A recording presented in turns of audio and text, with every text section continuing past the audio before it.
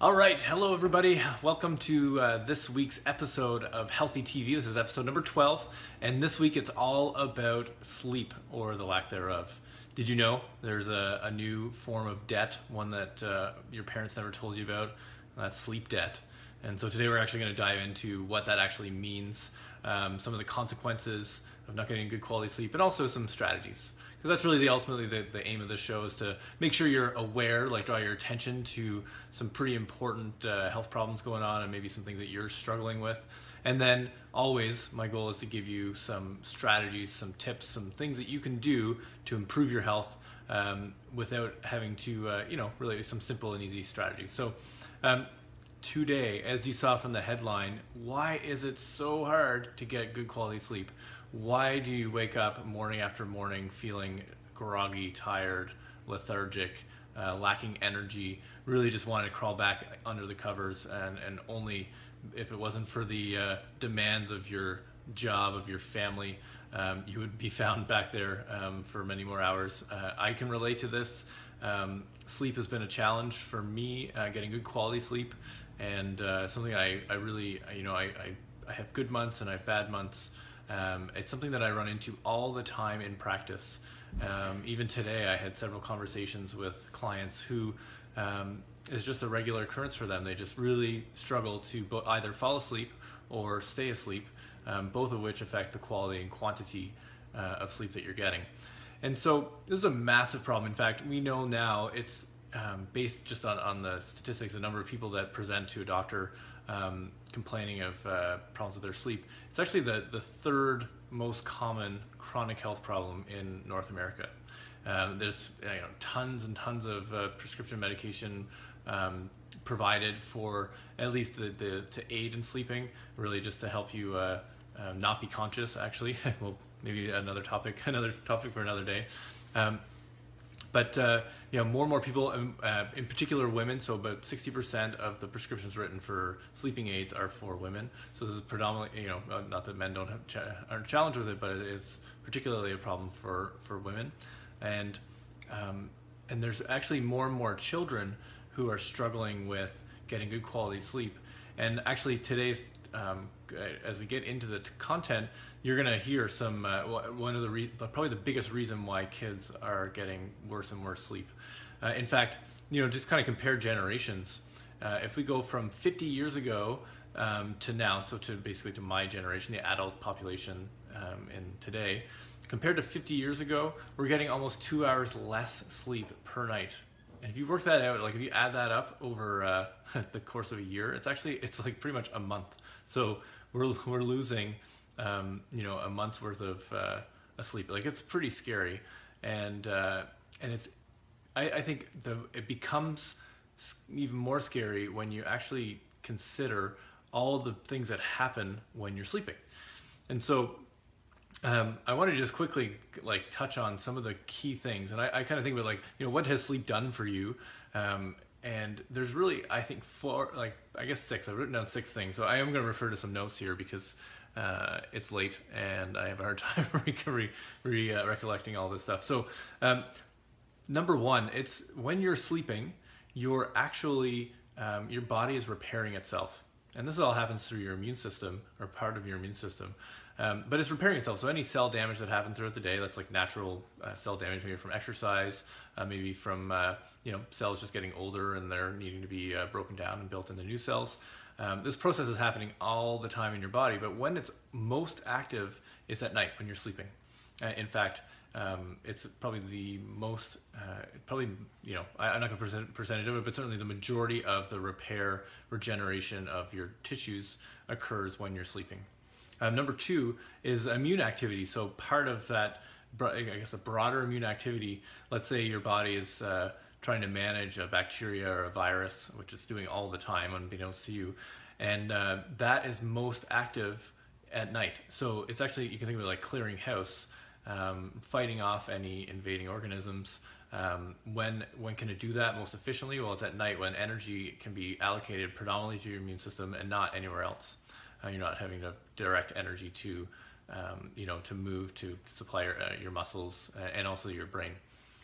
Number 3, and actually speaking of the brain, is that when you're sleeping, memory and really like problem solving is really ramped up. And in fact, if you don't sleep, those are some of the biggest effects short term is that your short-term memory recollection goes way down, and also your problem solving skills are seriously affected. And the big reason for this is that when you're sleeping, well, let's just say, so when you're going out throughout your day, and maybe you're getting exposed to some new information, you're learning all the time. All of that is happening in the short-term memory kind of part of your brain.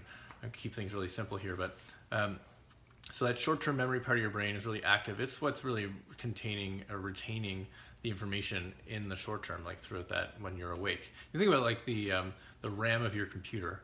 Okay, that's that part of your computer that's really managing a lot of the tasks, the operations. But any learning that happens, let's say your computer, you've saved files and that kind of stuff, it gets written down to the hard drive when you power down the computer. Well, similarly, when you fall asleep, you have the equivalent of the RAM in your brain is actually writing down any important information that you learned that day, any valuable knowledge, any skills that you learned or started to develop. Those get hardwired into into another part of your brain. So it's kind of like your hard drive.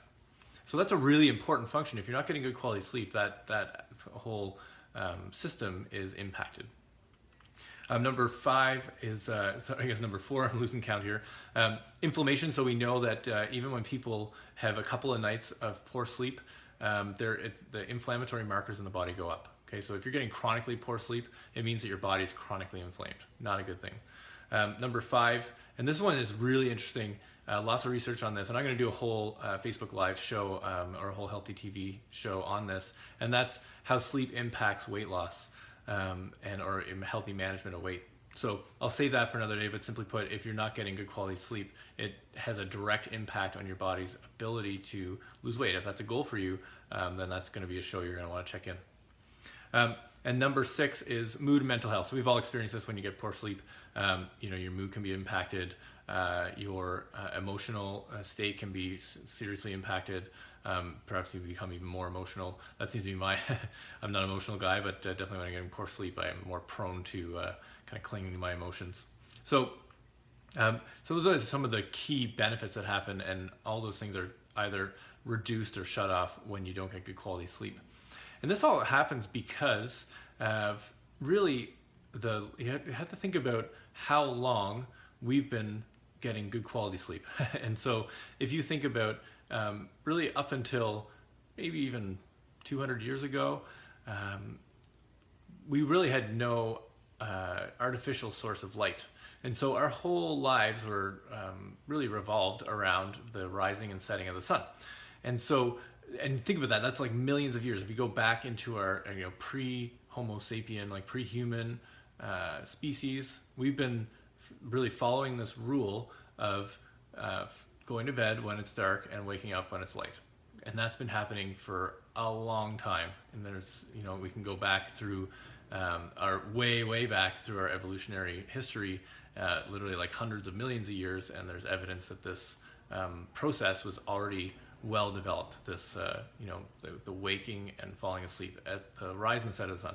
So fast forward to really about 200 years ago, we started to have access to artificial light.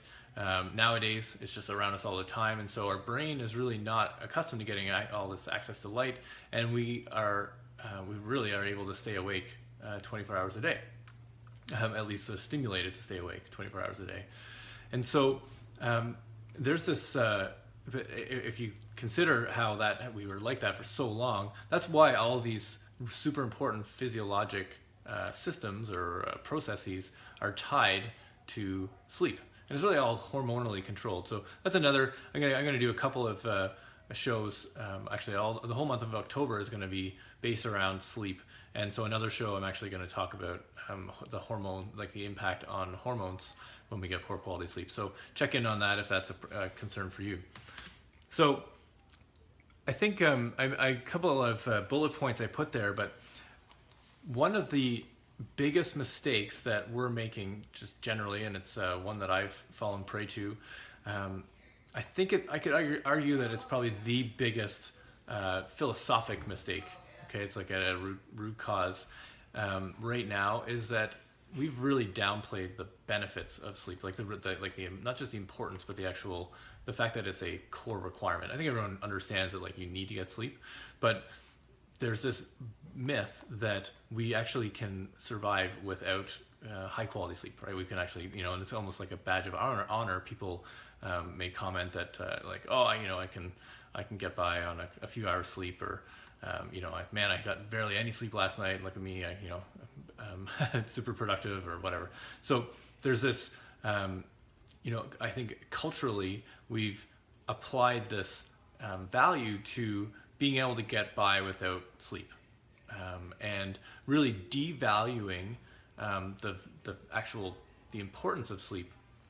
And so that's I think that's why I chose to do a whole month on this topic, because it actually is.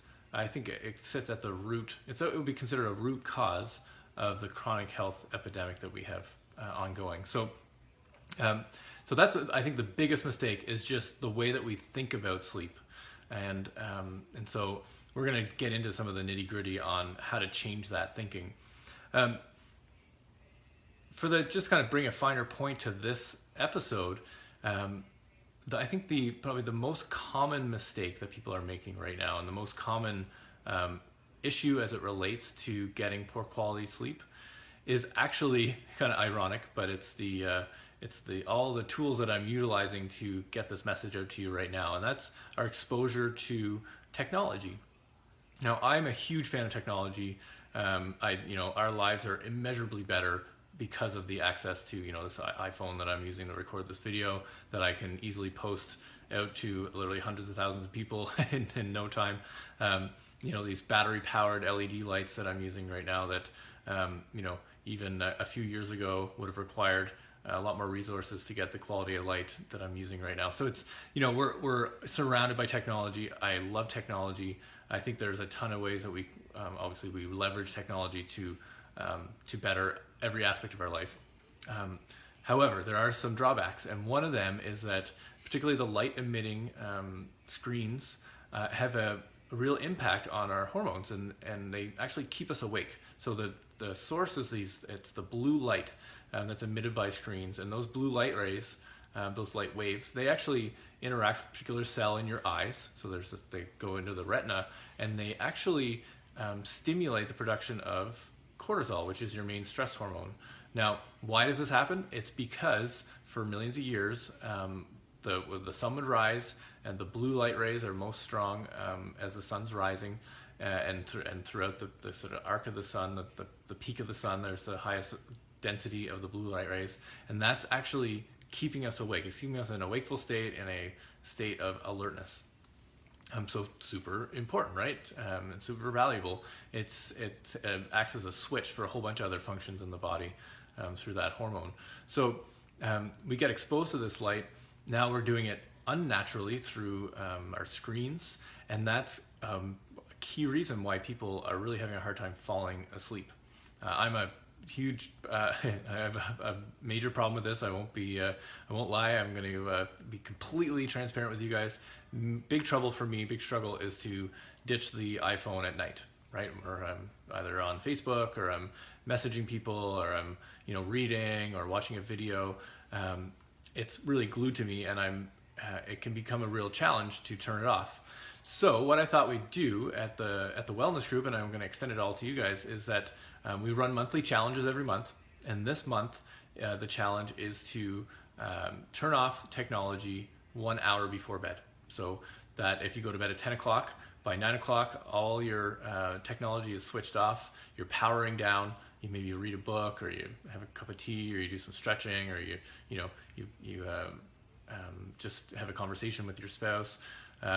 There's a whole bunch of things that you can do that don't rely on using your technology. And an hour seems to be 60 to 90 minutes seems to be the time frame that we need to have to remove that exposure to blue light, so that your brain can start switching into that sleeping state. So the cortisol goes down, melatonin goes up. So that's the challenge. And I wanted to make it as public as possible. That's why I'm putting a video out, because I need help and I want you guys to hold me accountable. And the same token, I will hold you accountable if you give me permission. So what I'd love for you to do is below, just put in the comment section, I'm in.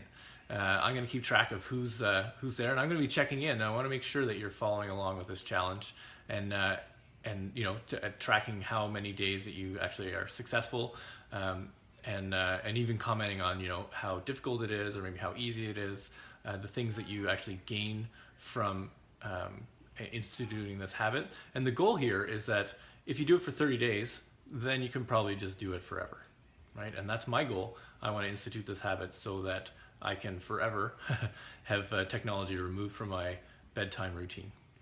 Okay, now I got an extra bonus for you guys because I know I shared a lot of information. I'm definitely an overshare, and so I wanted to make sure you had a resource to go back to. If you look up above this video, you'll see a link, and there's actually that'll take you to a blog post.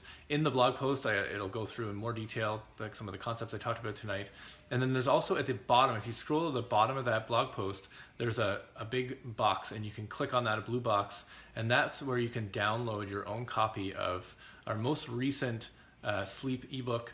It's called Reboot Your Sleep. We go through 4 of the main issues around technology and disrupting your sleep, and then we actually talk about some strategies, one of which is the challenge, and then we'll go through a few more. I'm also going to be giving you guys access to some other strategies. So the whole month, like I said, my goal is every show is to give you at least a handful of strategies. So the first one tonight, it removes technology. That's just starting. You can start tonight, but certainly by October 1st, you want to be prepared to remove your technology 1 hour before bed.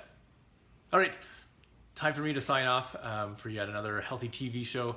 And I'm going to be back here Thursday evening at 7 p.m. next Thursday, and we're going to get into some more details about sleep and how you can make it better. Have a good night.